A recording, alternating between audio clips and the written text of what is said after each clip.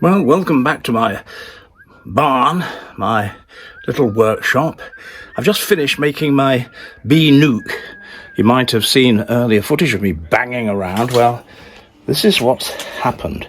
I've made a box, as you can see there, and it's already fitted now. Not the best bit of work I've ever done, but never mind. And on it has to go a couple of pieces, which I'm now going to show you. A nuke, basically, is something for catching swarms. So if my hive is to absolutely decide that they want to start another colony, I need one of these set up. So it's all done now. And literally, all you do is, to finish off, is to put the lid on, and it's totally complete. Of course, what goes inside to get the bees going is that you put in some frames. Now these are honey frames, but I will put in some brood frames, but this is just to show you really how they go in. And they're already started, you know, they've got some wax already in there, giving them a sort of starter pattern from which they can build their own hexagons and put some brood in there. So this is basically a device to essentially just capture bees if they go rogue and they try to leave my colony. So there we go, I'm quite pleased with that. There's my box.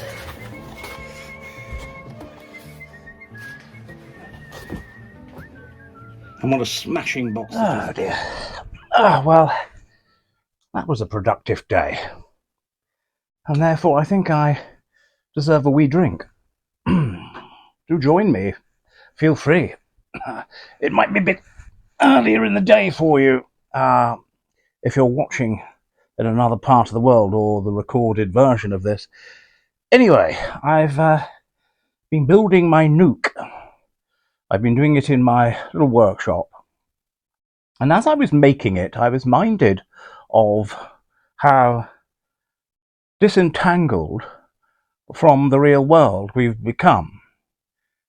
By actually taking my hammer and my nails and creating something, I wouldn't call it carpentry, it was just banging around really. I created this wonderful box to catch my swarming bees. In fact, I've had a few buzzing around in here, you may hear them. They like me so much, my bees, they follow me from the orchard into the house. Excuse me. Anyway, I was thinking how detached we've rather become from the natural world. And I was minded of a trip I made not long ago to pick somebody up from York Station. And it was sort of rush hour, and it was that hour, which is quite annoying, when all the kids are disgorged from various schools. And as I was driving along, it was quite incredible. There were a number of these school children glued to their mobile phones. I mean, literally glued to it. I mean, how they didn't hit lampposts, I don't know. There were some actually even on bicycles, and kind of like this, steering and looking up occasionally and looking at their phones. Absolutely wedded to them. And so the topic I am choosing today is how lamentable it is that we have travelled so far in what we call progress. Remember that word, progress. We've progressed so far in the world that we are now entirely divorced from our own natures and from the nature outside, which our good Lord created. And this has happened incrementally in small ways. Now, I'm not a Luddite. Do you know what a Luddite is? Well, if you don't, I'm going to explain later on. Because Morrison's just delivered some groceries to me. In fact, I'm drinking some of the delivery now, a rather nice Madoc. And he came early, just as I was about to start videoing. Anyway, I'm always glad that they arrive early, especially when it's with wine and cheese. But the point is, I ordered those groceries on a thing called a computer. Well, in fact, a laptop computer. So I'm not a complete Luddite, but I will talk about that in a bit. But incrementally, we've become divorced from not only nature, but the means of production. What do I mean by that? Well, we've progressed into what we call modern man, and it's happened in stages. If you'll remember, we had the agricultural revolution, and that sort of happened between the 17th century and the late 19th century. And in that time, various things occurred which meant that farming exploded in this country. And with that explosion, so did our population. And it was achieved by all sorts of things. There was the Enclosures Act, which effectively pushed commoners off the land. You won't like that. And there was also an increase in farming and the mechanism of farming. Now, you might remember Jethro Tull. No, I'm not talking about the group that I used to listen to 30, 40 years ago. I don't know if Jethro Tull are still going. But Jethro Tull invented the speed drill. And the speed drill meant that instead of going out like the sower, you remember the parable of the sower in the Bible? And the man went out and he sowed his seed, as it were. Well, you use a seed drill now and makes it a lot quicker and a lot faster. And that was just one of the many inventions which were part of the agricultural revolution. It really did become quite a big thing. But of course, then that made way, and you've all heard of it, is the Industrial Revolution. And that sort of took people off the land. We put them on the land and it all spread out, and then we took them off the land and we stuck them in factories. And by then, of course, the canals were up and running. We were moving cargo by canal and by ship down the various channels, and everything was getting very efficient. And we invented all sorts of mechanisms to make things, and these could be transported, as I say, by water, and also steam was invented, and so then we had the train. Everything was starting to quicken up. You can imagine how slow everything was on the farms in the old days, but everything started to quicken up. And so we went from a pastoral, idyllic sort of life into one where people were corralled into ghastly towns and cities. And I'm sad to say most of them are still there, and the cities are now larger than they've ever been, particularly with immigration. Ghastly places, but if you live in one, you have my sympathy, and you may have no choice in the matter. But for me, the countryside has always been paramount. So we have a situation where we had the agricultural revolution, then we had the industrial revolution, where we created all these ghastly towns, shoved everybody into terraced houses, which I might say are better than these high-rise blocks, which are unbelievably dehumanizing, but they're part of progress. You see the pattern that's going on, all this progress. So we've shunted everybody into towns, we've made women work, we've made men work, and up to that point, people more or less worked in the past when they fancied it. People who had trades or whatever, they would make so many bushels of this, that, and the other, or weave so many carpets and make so many little buttons and do whatever they had to do, and the time was their own, because they were paid for what they made. They weren't paid by the hour. They didn't do all this modern-day clocking in and clocking off. But they did in the towns. And they invented this wonderful thing called the Protestant work ethic. So they actually managed to bring God into the equation. So if you were idle or a slacker and you didn't clock in and clock off at the right time, you weren't a very good Christian. So they've even employed God as part of this industrial revolution to increase productivity, because that's what it was all about, and making great profit. But of course, the people in the towns weren't enjoying any of these profit. That's why, of course, we have all these wonderful stately homes. Other people were making the profit and building big houses. A lot of people didn't like it. Let's get back to Luddites. There was a mythological character called Ned Ludd, and he apparently was the inspiration between the Luddites. Now, the Luddites would go around breaking all this machinery in factories and what have you, including the spinning jenny, which made weaving a lot faster, because the weavers were rather fed up about all of this. And you see, one machine could do more than 10, 20, 30 weavers, and so they were increasingly getting fed up of being unemployed and replaced by machines. So they went round smashing them all up. They were called the Luddites, and they were a secret society, and they took an oath, and inspired by this mythological character that probably didn't exist, Ned Ludd. And again, you hear the expression Luddites even today, and often it is employed today to say people who don't like mobile phones or don't like computers and don't have a television, they prefer to listen to the wireless. And one can understand it. And they're known as Luddites now. But I think it's a great segue, Ned Ludd, to talk about the next revolution. Agricultural revolution, industrial revolution, and now we've got the digital revolution. We're all digitalized. You will be watching this on a digital screen. You will have a mobile phone. You'll have a television. You'll have your computers. You'll be listening to Alexa. You may even have digital music rather than analog music. In the old days, of course, when we listened to the wireless, it was all analog. And sometimes the wirelesses were so old and they were run by bulbs, and the bulbs had to heat up first. Imagine how slow that was. But everything has become faster. Since all these revolutions, not only have we got labour-saving devices, but everything has become quicker. I've often wondered why, when I'm sitting in traffic and everybody's trying to overtake me, I think, well, what are they rushing home to do? And it's normally just to plonk down on the sofa and digest digital imagery from a box in the corner of their living room, presumably watching soap operas or reality TV. And it's absolutely incredible now that one can just about do everything with this digital technology. And it means, for example, one doesn't create one's own food anymore. And I'm not talking about a vegetable patch in the garden. I mean, people can pick up their phones and they can actually just talk to it. And next thing you know, a pizza will arrive or a curry.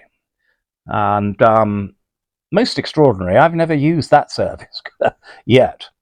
But what I really want to say is that because of all these so-called inventions and these so-called improvements to our life and these so-called labour-saving devices, what it's actually done is removed us entirely from the means of production. I mean, one of the reasons I started this video with me making a nuke for my bees was because it's hands-on. You know, you feel it's tactile. You feel the hammer in your hand. You feel the nails. You feel the box as it comes together, and you're pleased with the results of it. And you can stand back a little bit like our Lord on the seventh day and say, that is good. And people are now so detached from the world and from nature that they in fact become, in a sense, dehumanized. People don't go out into nature. We have sometimes boys, teenagers, and all they do is spend all their time in the spare bedroom gawping at a screen, playing video games. Utterly divorced. And the parents might shout at them to go out into nature, go out and play, go out with your chums and do what we did when we were little and we built dens and had adventures and went out into woods and things and went exploring. Go out and do it. But they won't, because they want to get on to the next level of whatever game they're playing. And so they become detached, you see. And the same with cooking. I mentioned it earlier, people just phoning out. How many people actually want to slow down and prepare vegetables, prepare meat, cook them slowly, make an absolutely marvellous meal for themselves and for their friends over a glass of wine? I'm sure many of you still do. But the whole point of cooking, and because it's slow, is it forces you to slow down. What we need in this life is less rush and more slowing down. We don't want all this hurry and all this noise. And it's the same with many things. I could have bought that nuke, my bee nuke, already made, but I chose to slow down and make it myself. I make all my own meals here. I do them from scratch. It slows me down. But can you imagine how marvellous it is if you've got a vegetable patch or some fruit trees, or you've got bees making honey like I do? All the ways in which it makes you slow down and appreciate life. But I'm afraid we've got a complete urbanite class now, and some people who live in the country, because some people who live in the country are not country folk. They're just townies who just want to live in the countryside. But they mainly know nothing of the countryside and keep their towny attitudes going whilst they live in villages. Odd lot. Anyway, the point being is that we need to slow down. We've got to find nature. We've got to grow our own food if we can. We need to be close to pets. We need to be close to livestock. We need to observe the seasons. We need to live by the seasons. Our ancestors used to get up with the sun and go down with the sun. But one of these so-called improvements in the world is electric light. So now we have artificial light.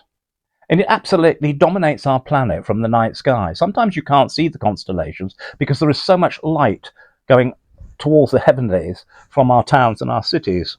If you want to see stars and stuff now, sometimes you have to go out onto the moors or up a mountain. So we've got artificial light now, which creates an artificial disconnection from the day. We've got all sorts of warming devices in our homes, which makes an artificial climate, in the sense that we're divorced from the seasons even.